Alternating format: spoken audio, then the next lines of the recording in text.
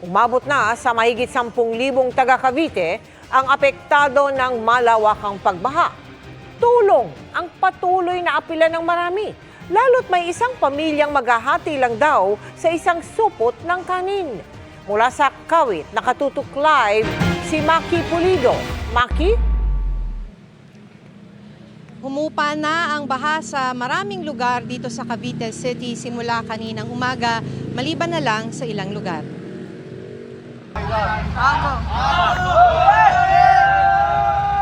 Sa lakas ng agos ng tubig bandang alas 6 ng gabi kagabi, halos anurin ang minibus na ito sa Noveleta, Cavite. Para po ma'am nangyari, tsunami. Mabuti at naigilid pa ni Jimmy ang minamanehong minibus kaya nakapunta sa ligtas na lugar ang nasa 20 pasahero niya. Inatras ko po dito sa gilid, tapos tinalian ko. Ngayon, nung napatid yung tali, umatras siya, tumama sa poste, bumaligtad na. Nag-iwan din ng makakapal na putik ang pagbaha kaya abala mga pulis Noveleta kanina sa paglilinis. Dahil din sa malakas na agos ng tubig, na agos maging ilang tricycle. Pati mga paninda ni Aling Nilda na inutang lang daw niya sa 5-6 ang puhunan. Dinadasal ko na sana man lang kahit kalahating nawala sa akin, at least maibsan. Kahit kalahati lang sa nawala. Malaking hamon din ang pagbangon ni Mansueto dahil binaha ang makinang ginagamit niya sa pananahi. Maghahagilap pa ng magre-revideo, maghahagilap pa ng budget. Kasalukuyan ngayon walang budget dahil Kahit naman umaaraw na, may mga lugar pa rin nananatiling baha sa ilang bahagi ng mga bayan ng Kawit, Noveleta at Cavite City. May baha pa rin sa highway mula Bacoor patungong Noveleta, pero nadaraanan na ng mga sasakyan. Ito ang sitwasyon sa bayan ng Kawit pasado alas 8 ng umaga kanina, pero humupa na ito ngayon. Marami sa mga residente ang tinitiis lakarin ito. Mas mababa na raw ito dahil kagabi may mga bahaging hanggang dibdib ang taas ng lebel ng tubig. Isa ito sa mga kalsada dito sa Kawit, Cavite kung saan kahit natirik na ang araw at tumigil na ang buhos ng ulan ay nananatili pa ring baha. Kaya yung ilan sa mga residenteng nakausap natin ay talaga namang hirap sa paglilinis ng bahay. Isa rito si Erica na tinitiis limasin ang tubig sa loob ng kanilang bahay. Kailangan matanggal po yung tubig pag natuyo, yung mga putik kailangan matanggal, tapos syempre po sasabunin. Kung may magbigay daw ng relief goods, malaking tulong sana para maitawid ang mga susunod na araw. Pero sabi ni Aling Amelia, kung walang ibibigay na ayuda, guto mga abuti nila. Hindi pa kasi makapaghanap buhay bilang barker. Nang makausap namin siya, hawak niya ang isang supot ng kanin na tulong ng isang kaibigan. Paghahatian nila ito ng kanyang mga apo. Wala akong pagkikitaan eh. Anong tulong po ang kailangan? Yung kailangan yung mga apo ko, yung mga kakainin, tsaka yung susuotin ng mga damit. Isinailalim na sa state of calamity ang probinsya ng Cavite. Sa kabuuan, mahigit 13,000 ang affected residents sa buong probinsya at nasa 78 ang mga bahay at infrastrukturang nasira. Ayon sa Provincial Public Information Office, ongoing pa raw ang pamimigay ng relief goods. Pinag-aaralan pa rin daw ang bilang ng mga individual na kailangan ng dagdag na tulong. Sa report ng Cavite PDRRMO ay isa ang nasawi dahil sa pagkalunod sa bayan ng Alfonso habang isa naman ang nawawala sa Tagaytay. Mel? Maraming salamat sa iyo, Maki Pulido. Dagdag sa iniwang bangungot ng Bagyong Christine ang malagim na sinapit ng mga taga-Talisay, Batangas. Dahil sa pagho, 14 na ang kumpirmadong patay matapos matabunan. Nakatutok doon live si Marisol Abduraman. Marisol. Emil, matapos nga ang baha, matinding putik naman ang naging kalbaryo ng mga taga-Batangas dahil hindi pa rin madaanan ng ilang kalsada tulad na lamang dito sa Talisay. Samantala, Emil, gaya ng inyong nabanggit, nagpapatuloy pa rin ang retrieval operation sa gumuhungas sa Barangay Sampaloc kung saan 14 na ang kumpirmadong patay. Puro putik at bato ang makikita dito sa Barangay Sampaloc sa Talisay, Batangas, kasunod ng landslide. Natabunan ang mga bahay at may mga residenteng nalibing sa guho. Kabilang sa mga natabunan at hindi pa nakikita ang mag-ina ni Elmer de Jucos. Di naman nung sumisukat na kalaya na maglalandslide dyan gawa ng mahina naman ang ulan kaso nga lang magdamag. Pagbalik namin dito, yun, gumuho na. Nakatakbo raw ang dalawa niyang anak pero naiwan sa loob ng bahay ang asawa at 2 taong gulang na anak. 20 household at meron pong ang nahagip dito yung mga 8. There are pockets of landslides, no? Magmula Tagaytay, pababa dito. Lahat ng tubig at punong na buwan at mga boulders and lupa, dito pababa. Hindi mo sukat akalaan na itong aking kinatatayuan ay dating may mga nakatayong bahay pero ngayon makapal na putik na at taglalakihang mga bato. Natabunan kasi ang mga ito na magka-landslide sa kasagsagan ng ulan kahapon. 20 ang naiulat na natabunan kung saan 14 na ang nare-recover. Ang 2 dito sa likod ng bahay ni Celo nakita kahapon. Ilang metro ang layo mula sa landslide area. Dala ho siya ng baha, dito ho siya dala. Nandito siya. Dito namin siya nakuha. Galing ho doon. Kaya pag yung nandong patay hindi nakukuha, nandito yon. Pwedeng nandiyan nyo. Ang mga na-retrieve, idinana sa lawa para maihatid sa bayan. Papuntang may poblasyon Talisay, wala pong madadaanan dito.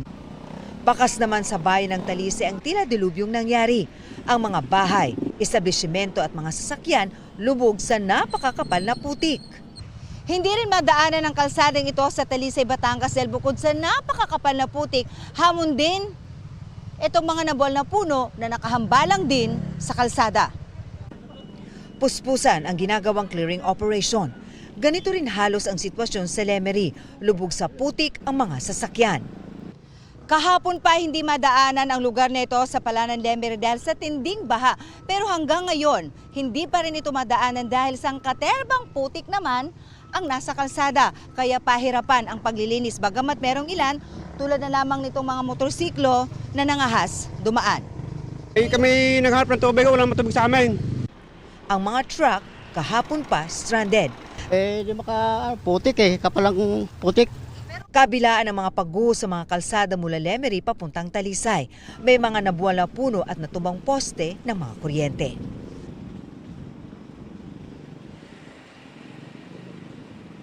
Sa pinakahuling impormasyon, Emil, na nakuha natin mula sa Provincial Director mismo ng Batangas PNP, 4 na bangkay pa ang na-recover ngayong hapon kaya 18 na ang kumpirmadong patay dyan nga sa landslide sa Sampaloc dito sa Talisay. And as of 6 p.m. naman, umaabot na sa 49 ang bilang ng mga namamatay sa probinsya at 17 ang missing pa rin. Pero ito ay base pa lamang sa impormasyon o information at data na may hawak ngayon ang PNP. Ang PDRRMO naman ay patuloy pa rin nangangalap ng impormasyon kung ilan talaga ang kabuang bilang ng mga individual dito sa buong probinsya ang apektado at kung merong nang nagdeklara ng state of calamity. Emil. Marisol, itong bahagi ng Barangay Sampaloc kung saan nangyari ang landslide na yan, identified ba ito ng mga otoridad na landslide prone at hindi ba nagkaroon ng tinatawag na preemptive evacuation bago nangyari yung sakuna?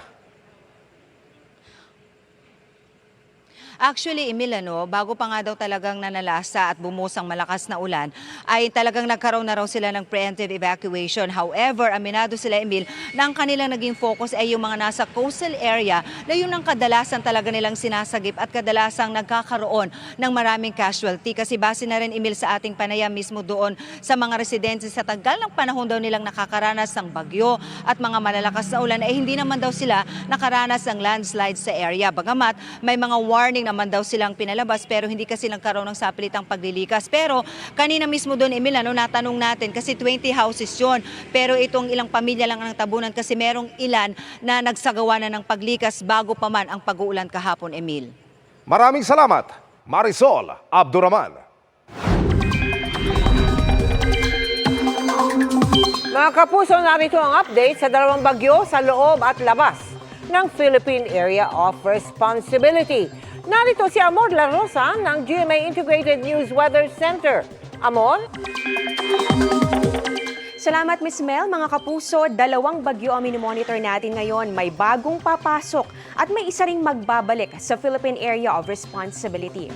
Alas 2 ng hapon kanina nang lumabas po sa Philippine Area of Responsibility itong Bagyong Christina. Huli po itong namataan ng Pag-asa, 410 kilometers kanluran ng Sinait, Ilocos Sur. Kahit nasa labas na po yan ng PAR, nakataas pa rin ang signal number 1. Dito po yan sa Metro Manila, Ilocos Norte, Ilocos Sur, La Union, Pangasinan, Apayao, Kalinga, Abra, Mountain Province at Ifugao. Kasama rin po dyan, ito pong Benguet, Cagayan, kasama na ang Babuyan Islands, Isabela, Quirino, Nueva Vizcaya, Nueva Ecija, Tarlac, Zambales at Bataan.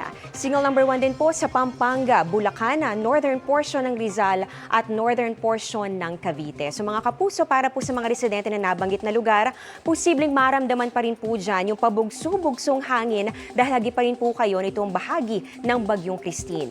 Sa datos naman ng Pag-asa, 3 lugar sa may Central Luzon at Calabarzon ang nakapagtala po ng ulan na lampas sa pang-isang buwang ulan kapag po ganitong buwan ng Oktubre. Nangunguna po dyan itong Ambulong, dyan po yan sa may Tanawan City sa Batangas. Sinundan po ito ng Tanay Rizal at ganun din ng Dagupan City sa Pangasinan. Sa forecast track naman ng Pag-asa, magtutuloy-tuloy po yung pagkilos ng Bagyong Christine. Yan po ay pakanluran muna bago unti-unti po yung magluloop o iikot pabalik, papalapit po ulit dito sa ating PAR. Naimpluwensyahan kasi ito, yung galaw po niyan ay naimpluwensyahan ng isa pang bagyo. Dito po yan sa labas naman ng Philippine Area of Responsibility. At yung low pressure area po na halos katabi po nito kahapon, sumama na rin sa mga kaulapan o sirkulasyon po nitong bagyo na huling namataan ng Pag-asa. Yung sentro po niyan, nasa layong 2,380 kilometers silangan ng southeastern Luzon.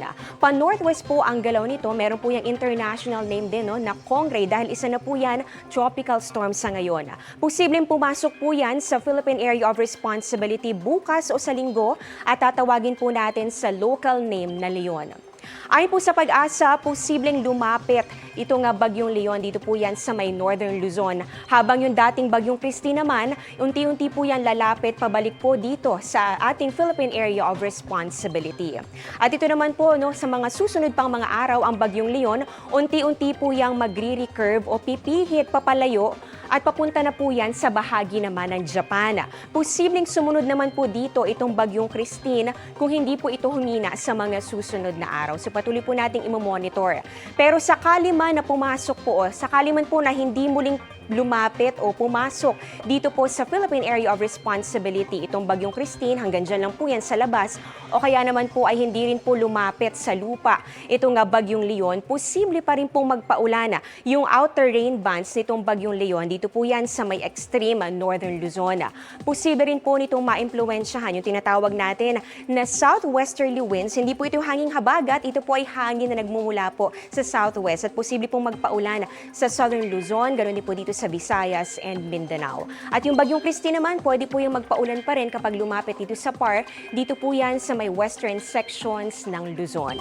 Sabi po ng Pag-asa, wala pa pong nangyayaring Fujiwara effect sa ngayon. Yan po yung nangyayari kapag po mababa sa 1,400 kilometers ang distansya ng dalawang bagyo. At kapag po pareho na nasa tropical storm category o di kaya naman, kapag po mas malakas pa. Sa ngayon naman po ay masyado po pong malayo sa isa't isa itong dalawang bagyo at patuloy po nating imomonitor at titingnan kung matutuloy pa nga ba itong tinatawag natin na Fujiwara effect o magkakaroon ng interaksyon sa isa't isa. Base po sa datos ng Metro Weather, may chance pa rin po ng ulan ngayong weekend. Dito po yan sa may central and southern Luzon. Ganoon din po dito sa ilang bahagi po ng Visayas at ganoon din po sa ilang bahagi ng Mindanao, lalo na bandang hapon. So meron pa rin po mga malalakas sa ulan sa central Luzon, Mindoro, ganoon din po sa may Palawan, ilang bahagi rin po ng Bicol Region, Panay Island, Negros, Samar and Leyte provinces at ganoon din po sa iba pang probinsya sa bahagi po ng Mindanao. Halos ganyan din po ang inaasahang panahon pagsapit po ng linggo, kaya doble ingat pa rin, lalong-lalo na po yung mga direkta pong naapektuhan nitong Bagyong Christine at unti-unti pong bumabangon. Sa Metro Manila, may chance pa rin po ng ulan pero hindi na po yung tuloy-tuloy at malawakan. Pero syempre kung may lakad ngayong weekend, magdala pa rin po ng payong. At yan ang latest sa lagay ng ating panahon. Ako po si Amor La Rosa. Ito ang GMA Integrated News Weather Center. Maasahan anuman ang panahon. Kakulangan sa malinis na tubig ang problema ng libu-libong pamilya sa Lucban, Quezon. May mga bahay na inanod ng umapaw ng ilog at may paaralan ding nasira. Maki-update tayo sa sitwasyon doon sa live na pagtutok ni June Veneracion. June! Emil, nasa ilalim ng state of calamity itong Lucban, Quezon dahil sa pinsalang idinulot ng Bagyong Christine. At kabilang nga, Emil, sa matinding napuruhan itong paaralang elementarya ng Lucban 3A Dahil dito sa matinding epekto nga ng malakas na hangin ay nawasak yung bahagi ng kanilang covered court at ilang classroom matapos mabagsakan ng malaking puno. Sa bayan naman ng Sariaya ay inanod ng malakas na agos ng ilog ang ilang bahay sa isang barangay doon. Naanod na po ang bahay. Bahay naanod na! Kasabay ng pagragasa ng ilog na ito sa kasagsagan ng Bagyong Christine, 8 bahay ang inanod sa sitio Paradahan sa barangay Manggalang, Bantilan sa Sariaya, Quezon. Sa isang idlap, 30 residente ang nawalan ng tirahan. Kabilang sa kanila si Mary Grace. Ari natira. Ari po saksakan. Wala. Mayroon, nandun na sa tubig. Pader, pundasyon. Pader at saka pundasyon ay mga hollow blocks. Paano kayo magsisimula uli niyan? Bahala na. Bahala na. Bahala ng Panginoon sa amin. Ang banta ng rumaragas ang ilog, problema raw lagi ng mga taga-barangay, lalo kapag may masamang panahon. Nais po namin may payon at may parating po sa national government para po sa komunidad po dito, para huwag po mawala ang mga taong naririto po, lagyan po natin ito ng protection wall. Kapag malakas ang ulan, isa rin sa minomonitor ng mga otoridad sa Sariaya ang ilog Tabag. Kasabay ng ulang ibinuhos ng Bagyong Christine, biglang naging ganito ang ilog. Umapaw ang tubig sa spillway, pero hindi naman inabot ang mga komunidad. Sa buong bayan ng Sariaya, 19 na bahay ang totally damaged. Mahigit 300 naman ang bahagyang napinsala. Sa sanapuruhan ng bagyo ang paaralang elementarya ng Lukban 3A. 4 na classroom ang nawasak at halos bumigay ang bahagi ng covered court nang mabagsakan ng puno. Suspendido muna ng ilang araw ang face-to-face classes sa eskwelahan. By November 5, resume po ng face-to-face classes namin. Kasi para itong week na to, para may ready po namin yung aming classrooms. Kasama ang bayan ng Lukban sa mga nagdeklara ng state of calamity dahil sa epekto ng bagyo. Nasa 5,000 household ang putol ngayon ang water supply dahil nasira ng bagyo ang linya ng tubig. Sa ngayon no, ang ginagawa namin ay nagrarasyon muna kami ng tubig doon sa mga apektadong lugar.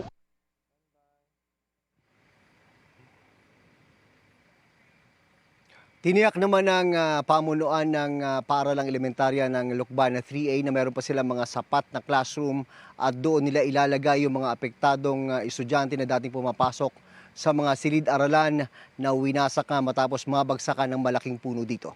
Emil. Maraming salamat, June Veneracion. Hindi lang putik, kundi iba't ibang basura ang iniwan ng pagbaha sa ilang bahagi ng Rizal. Nakatutok live si Maris Umani. Maris? Mel, wala na raw ulan sa buong maghapon dito sa lalawigan ng Rizal, kaya naman unti-unting humupa na ang baha na umabot daw na hanggang bewang ang taas sa kasagsagan ng pananalasa ng Bagyong Christine. Pero ang malaking problema nila ngayon, gaya ng binanggit mo Mel, ay ang sangkatutak ng mga basura at mga putik na iniwan ng bagyo. Ngayon tubig dito sa bayan. Ganito kalakas ang pagragasa ng tubig mula sa Pililla River na umapaw na sa ML Quezon Street sa Barangay Hulo kagabi sa kasagsagan ng buhos ng ulan. Sa gitna nito nagsagawa pa ng rescue operations ang barangay para mailikas sa mga nasa delikadong lugar. Buti na lang at hindi raw nagtuloy-tuloy ang ulan sa maghapon kaya kanina humupa na rin ang baha at nakapaglinis na mga residente. Makapal na putik ang kinailangan nilang limasin. Dito sa Cainta, Rizal, partikular sa Kayumanggi Street, mas matagal bago tuluyang nawala ang baha. Bagamat malaki na ang inihupa ng tubig mula sa hanggang bewang na taas nito kagabi, di raw maalis ang takot ng mga residente lalo't tabi lang nila ang creek na hanggang hapon ay di bumababa ang tubig. Ay syempre sobra. Ang kaba kasi akala namin magiging parang undoy pa rin kasi nga walang tigil ang ulan. Ayun, umakyat na sa loob ng bahay namin. Kapag umuulan na malakas ganyan, tapos nawawala naman kaagad. Pero ngayon masyadong parang matagal yung baba niya. Hindi kami bumababa kasi delikado eh. Nakakatakot. Mayroon na kaming fatality dito dati na yung kagawad namin, nalepto siya eh. Nagre-rescue yun. Pahirapan daw ang paglilinis lalo't sangkatutak na basurang nadala sa kanila ng baha. Sa ngayon, ang problema namin ay ang basura. Walang tumutulong sa amin ng paglilinis. O basuriro, nagagalit pa sila pag tinambak mo sa gilid. Hindi po kinukuha pagka hindi mo talaga personal na puntahan. Siyempre ma'am, ang kalusugan namin. O mabaho po. Doon po sa likod ko ngayon, nangangamoy yung basura ma'am. Saan ka mang kalsada mabaling, makikita ang mga residenteng naglilimas ng tubig at basura.